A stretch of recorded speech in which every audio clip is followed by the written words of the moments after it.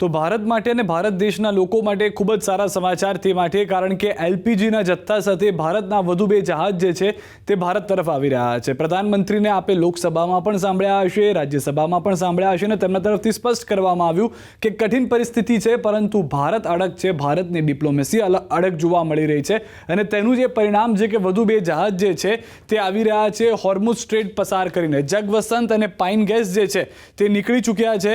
અંદાજિત 47,600 metric ton જે છે એલપીજી જે જગવસંતની અંદર છે એટલે કે 32 લાખ સિલિન્ડર એક સાથે બની શકે તેટલો ગેસ લઈને આવી રહ્યું છે જગવસંત।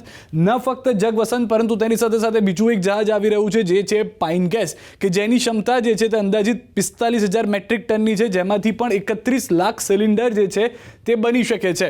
હવે આપને જણાવી દઈએ કે હોર્મુઝ સ્ટ્રેટમાંથી આ બંને જહાજ જે છે તે પસાર થઈ ચૂક્યા છે। ઓફિશિયલ રિપોર્ટ આવી ચૂક્યો છે, ઓફિશિયલ જે માહિતી હતી તેની પુષ્ટિ થઈ ચૂકી છે કે બંને જહાજ જે છે તે પર્શિયન ગલ્ફમાંથી નીકળી ચૂક્યા છે અને પર્શિયન ગલ્ફ એટલે કે જે આપણે ફારસની ખાડી કહીએ છીએ તેમાંથી હોર્મુઝ સ્ટ્રેટ પસાર કરીને આવી રહ્યા છે। પરંતુ આ જે ડિસ્ટન્સ છે ભારત સુધી પહોંચવાનું તે 1700થી 1800 કિલોમીટરનું છે। હાલમાં તે ઓમાનની આસપાસના જે દરિયાઈ વિસ્તાર છે તેમાંથી પસાર થઈને આવી રહ્યા છે। ગુરુવારનો સમય છે, ગુરુવાર સુધીમાં જે છે એક જહાજ જે છે તે ગુજરાત આવી જશે કંડલા। 26 માર્ચે 2 દિવસ બાદ 24 થી 48 કલાક પકડીને આપ ચાલો કે 26 માર્ચે કંડલામાં એક જહાજ આવશે, તે હશે જગવસંત જેની કેપેસિટી 47,600 મેટ્રિક ટનની છે જેમાંથી 32 લાખ ગેસ સિલિન્ડર બની શકે છે। જ્યારે અન્ય એક જહાજ જે પાઇન ગેસ છે તે આ વખતે સીધું જ જવાનું છે ભારતના દક્ષિણી વિસ્તારમાં ન્યૂ બેંગ્લોરમાં। તે 27 માર્ચે પહોંચશે, 26 માર્ચે કંડલા પહોંચ્યા બાદ 27 માર્ચે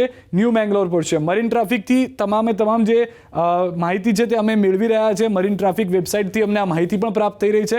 પરંતુ આજે 1700થી 1800 કિલોમીટરનો આખો વિસ્તાર કવર કરીને આવી રહ્યું છે। એ જહાજ કયું છે, એ શૂરવીરો કોણ છે કે જે જહાજને લઈને આવી રહ્યા છે તેના દ્રશ્યો હવે અમે આપને બતાવી રહ્યા છે। આ એ જહાજ છે કે જેની અંદર અનેક મેટ્રિક ટન જે છે તે ગેસ ભરેલો છે જેનાથી ભારતીય લોકોને રાહત થશે, ભારતીય વેપાર ધંધાને, ભારતીય રાંધણ ગેસના જે ઉપભોક્તાઓ છે તેમને રાહત થશે। આ જે જહાજ છે તે આવી રહ્યું છે તેની સાથે કેટલીક શિપ એસ્કોર્ટ કરતી પણ હાલમાં દ્રશ્યોમાં જોવા મળી રહી છે।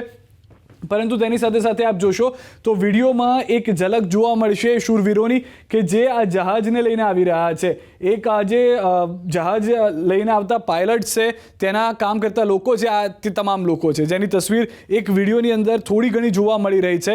પરંતુ આ પહેલી વખત નથી, આ પહેલાં પણ આપને ખ્યાલ છે કે પર્શિયન ગલ્ફમાંથી બે જહાજ આવ્યા હતા। જે બંને જહાજ શિવાલિક અને નંદાદેવી જે હોર્મુઝ સ્ટ્રેટ પસાર કરીને આવ્યા હતા જેમાં પણ 32 લાખ ઘરેલું સિલિન્ડર બની શકે તેટલો ગેસ હતો અને તે સીધા જ પહોંચી ગયા હતા ગુજરાત તરફ। શિવાલિક અને નંદાદેવી જે રીતે હોર્મુઝ સ્ટ્રેટ પસાર કરીને આવ્યા, મુન્દ્રા અને વાડીનાર પહોંચ્યા હતા, ભારત માટે રાહત લઈને આવ્યા। અત્યારના ઘણા લોકોને અછત થોડા ઘણા ગેસને લઈને સામનો કરવો પડી રહ્યો છે પરંતુ ગેસ મળી રહ્યો છે, એવું નથી કે સાવ બંધ થઈ ગયા છે ગેસના બાટલા।